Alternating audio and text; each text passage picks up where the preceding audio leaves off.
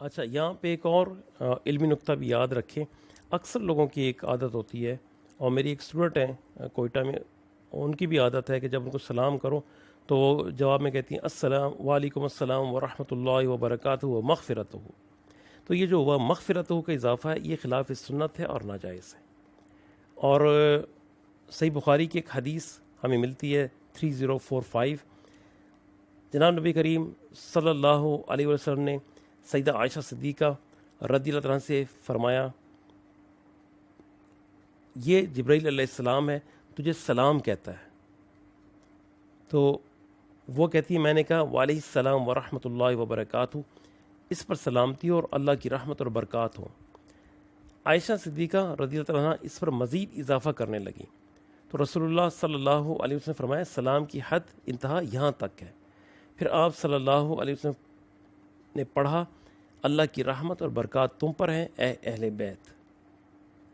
تو سلام کا جواب ہے وعلیکم السلام ورحمۃ اللہ وبرکاتہ، بس آگے مغفرتہ یہ لگانے کی ضرورت نہیں ہے.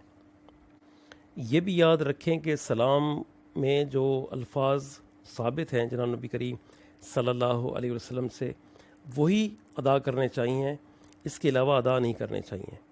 اور سنن ابو داؤد کی ایک حدیث ہے، حدیث نمبر 5209. جابر بن سلیم رضی اللہ عنہ فرماتے ہیں کہ میں رسول اللہ صلی اللہ علیہ وسلم کی خدمت میں حاضر ہوا اور کہا علیکم السلام یا رسول اللہ صلی اللہ علیہ وسلم.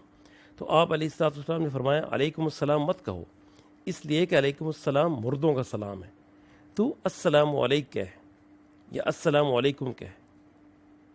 اور یہ جو آپ علیہ الصلوۃ والسلام نے فرمایا کہ مردوں کا سلام ہے، یہ زمانے جاہلیت کے اعتبار سے فرمایا ہے، ورنہ اسلام میں تو زندہ کے لیے السلام علیکم ہی ہے، جبکہ قبرستان میں مردوں کے لیے دعا کرتے وقت بھی یہ الفاظ ادا کیے جاتے ہیں.